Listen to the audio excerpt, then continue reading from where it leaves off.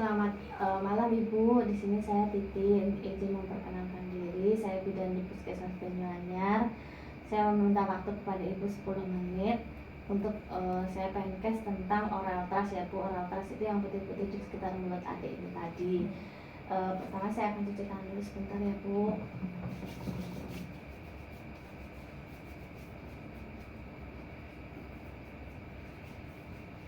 Coba tak lihat dulu ya. Oh iya, adiknya ini Bu, putih-putih benar. Tapi suhunya normal ya Bu, 36 ini. Nah ini tuh namanya Bu, seperti ini oral thrush ya Bu, yang terjadi di sekitar lidah bayi. Warnanya putih, cenderung tebal.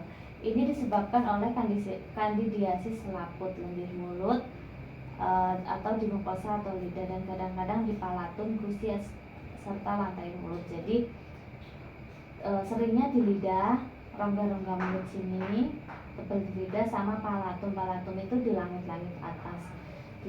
Gejala oral thrush itu biasanya yang pertama tampak bercak keputihan pada mulut seperti ini tadi ya Bu ya.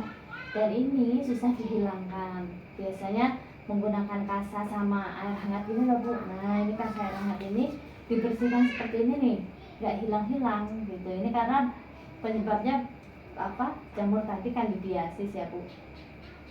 Kemudian kalau misalnya ada putih-putih kayak gini, biasanya bayinya itu menolak untuk minum susu. Terus yang ketiga juga mukosa mulutnya mengelupas, jadi lecet gitu lapisan-lapisan mulut yang lain gitu. Terus yang keempat ada luka-luka banyak di sekitar rongga mulut sampai bibir, menyerupai bekuan susu yang melekat. Jadi ngeplak-plak di bibir-bibir sini lah Bu, putih-putih, dan ini juga dihilangkan biasanya berdarah karena saking nempel yang kuat gitu loh Bu. Terus bila terjadi kronis seperti ini atau lesi berbenjol kecil yang dinamakan granuloma matosa, biasanya akan berlangsung lama hingga beberapa tahun. Dan itu juga biasanya dengan kasus-kasus seperti itu menyerang kulit yang lain. Jadi nggak cuma rongga mulut yang ada keluhan, tapi tangan juga ada keluhan, kulit yang lain juga keluhan gitu Bu. Terus biasanya dengan oral thrush itu suhunya sampai 40 derajat Bu. Jadi sampai demam bayinya ini tadi enggak ya Bu, normal ya. Terus bayinya juga nggak mau makan, terus tiap mau makan biasanya dimuntahkan, jadi dia tidak nyaman dengan keadaan lidahnya gitu. Kemudian kalau dikasih susu atau ASI dia juga nggak mau. Terus bayinya sering gelisah atau rewel. Terus bayi yang mengeluarkan air liur lebih dari biasanya dia akan juga rewel. Jadi karena rewelnya itu dia akan sering nangis sama keluar air liur atau air ludah yang lebih banyak dari biasanya. Terus saya kasih tahu cara-cara di rumah biar tidak terjadi oral thrush pada bayi ya Bu. Yang pertama, cuci bersih botol dan dot susu. Jadi botol sama dot susu yang udah dipakai dibersihkan. Sebelum dan sesudah dipakai itu dibersihkan. Kemudian diseduh dengan air mendidih atau direbus hingga mendidih. Kemudian yang kedua, bayi lebih baik jangan diberikan dot kempong yang nggak ada asinya itu loh Bu, kempeng itu loh.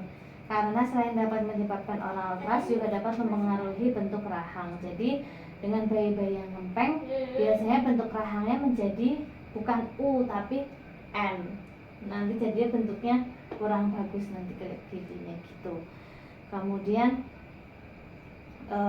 kalau bayinya lagi menetek atau menyusui ibunya, hindari ini Bu, hindari kotoran di puting susu. Jadinya kalau mau nyusuin ke bayinya misalnya di ASI aja gitu ya, puting susunya itu kalau bisa dibersihkan dulu dengan air hangat atau air bersih, itu nggak apa-apa. Jadi jangan langsung dikasihkan atau ditetekkan ke bayinya. Kemudian kalau ada sisa susu di dalam mulut bayi setelah minum ASI, itu bisa dibersihkan dengan tadi kasa dengan air hangat, dibersihkan gini. Atau yang kedua, dikasih 1-2 sendok teh air matang untuk membilas sisa-sisa susu yang ada di mulut adik gitu.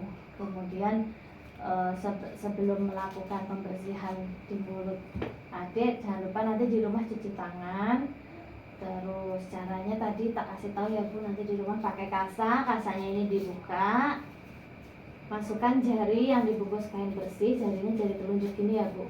Nah gini, kemudian diberikan air garam, jadinya dikasih air garam yang hangat, disiapkan, dicelupkan gini, jangan sampai basah banget ya, basah-basah lembab gitu. Terus kemudian dibersihkan gini. Nanti harapannya pelan-pelan susunya tadi terangkat gitu. Atau yang ketiga bisa mengolesi mulut dengan gantian violet 0,25 atau 1 ml suspensi nystatin. Gantian violet itu warnanya yang ungu itu Bu, bisa ditetes 0,25% atau dikasih obat namanya nystatin sebesar 1 ml. Nah, nystatin itu nanti bentuknya drop, tinggal ditetes, warnanya putih. Kemudian kasanya ini yang udah gak dipakai langsung dibuang, jangan dipakai lagi gitu ya Bu ya. Terus kalau di rumah nanti udah dibersihin dengan kasa, udah dikasih gantian violet tetes yang warna ungu tadi, atau udah dikasih nystatin kok masih tambah parah atau masih plak-plak putih, nanti bawa langsung ke puskesmas atau ke rumah sakit gitu ya Bu ya. Paham Bu? Paham. Ini adanya sampai tidur. Bisa tak? Ya udah gitu ya Bu ya. Monggo Bu. Oke. Ini bukunya jangan lupa ya Bu. Iya, terima kasih. Iya, sama-sama. Selamat datang kembali, sehat selalu ya Bu. Iya.